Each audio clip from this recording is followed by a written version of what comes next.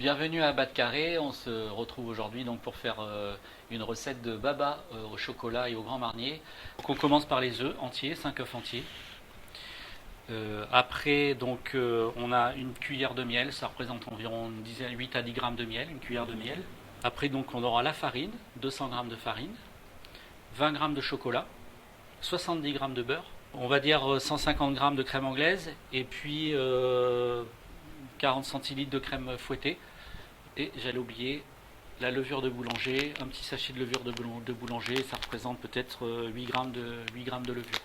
La petite touche voilà pour la fin, c'est le grand marnier, parce qu'on fait donc un baba au chocolat et au grand marnier. Donc en fait on fera un petit sirop léger tout simplement, de l'eau, du sucre et une écorce d'orange, et puis on mettra un petit peu de grand marnier pour imbiber notre baba.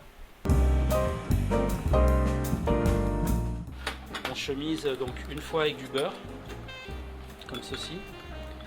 On va les laisser prendre au frigo pendant une dizaine de minutes et on refait l'opération une deuxième fois.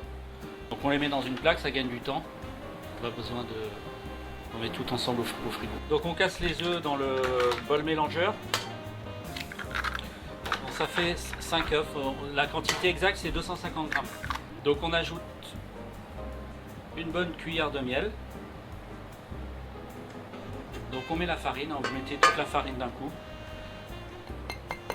rien de spécial, et le chocolat en poudre. Donc c'est du cacao. On va mettre à tourner au bol. On rajoute la levure. Donc le beurre c'est du beurre pommade, c'est pas du beurre fondu, c'est du beurre pommade. Et donc après on monte en fait d'un beau ruban. On a une pâte qui est bien homogène, il n'y a pas de grumeaux, elle est bien lisse. Une deuxième fois, bien rechemisée. On met un petit peu de farine dans un moule. Voilà. Et donc, on tapote comme ça sur le côté. En fait, pour imprimer la farine sur le beurre en fait. On donne un premier coup comme ça, on laisse tomber la farine. On retape dans ce sens-là pour enlever l'excédent et on a un petit moule à baba bien chemisé. Le baba, il va monter. Donc en fait, ce qu'on veut, c'est avoir le maximum de quantité qui monte, mais en fait, on veut pas qu'il monte, on veut pas qu'il déborde. Donc ce qu'on veut, c'est quand il va monter, il va pousser avec la levure, c'est qu'il arrive aux 3/4, presque en haut du moule. Donc voilà, donc on met une cuillère. Alors ce qui est bien, c'est de ne pas laisser toucher sur les côtés, de le laisser tomber comme ça. On prend les moules et on va les mettre sur le four en fait. Donc là ils vont pousser. Alors à la maison, si vous n'avez pas un four, vous avez peut-être un four encastré, vous les laissez sur votre plan de travail et puis avec un torchon ils vont pousser. Mais là c'est vrai que sur le four, comme il y a de l'air chaud qui sort, ça pousse un peu plus vite. Donc on prend une crème ordinaire, enfin une crème normale, entière.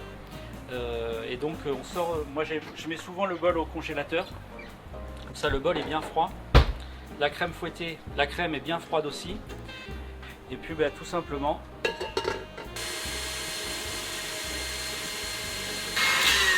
voilà, donc là on a une crème normalement, on va vérifier, on va la laisser au congélateur, au frigo. Donc c'est une crème pâtissière hein, classique cuite avec un peu d'une petite gousse de vanille.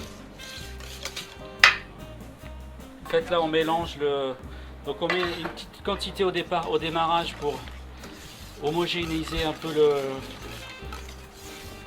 la pâte, la crème. Voilà. Et après donc on n'a plus qu'à mélanger, à finir de mélanger tout doucement avec une spatule, une maryse, ça va bien. Donc on aura un four à 185 degrés et on va mettre 12 minutes.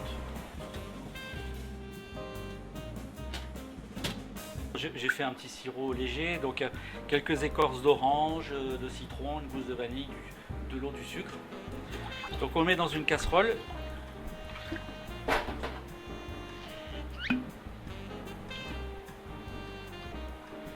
Là un peu de grand marnier. J'ai préparé un petit égouttoir. Et puis on va plonger nos babas.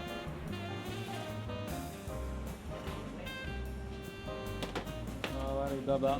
Voilà, le baba qui cuit. Donc on va attendre que le sirop monte en ébullition. Et quand le sirop va être monté en ébullition, on va mettre le baba dedans. On va éteindre la plaque, la plaque à induction.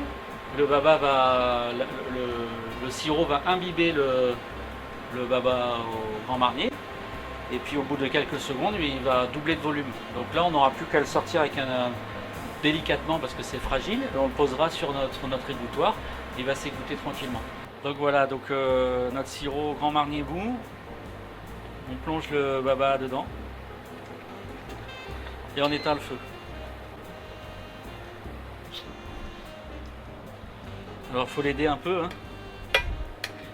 Il faut l'aider un peu pour qu'il soit bien imbibé des deux côtés. Il faut le laisser entre 5 et 10 minutes, enfin 5 bonnes minutes. Donc j'ai conservé un petit peu de sirop avec le Grand Marnier que j'ai mis dans une petite verrine. Donc on attrape délicatement notre baba. Alors moi j'ai des petits moules comme ça, parce que je les trouvais bien dans leur petit canapé. Voilà, donc ça permet, si on veut rajouter un petit peu encore c'est qu'on peut verser du sirop encore sur le baba tout en mangeant. Une petite quenelle comme ça de crème, parce que le baba c'est souvent associé avec un petit peu de crème.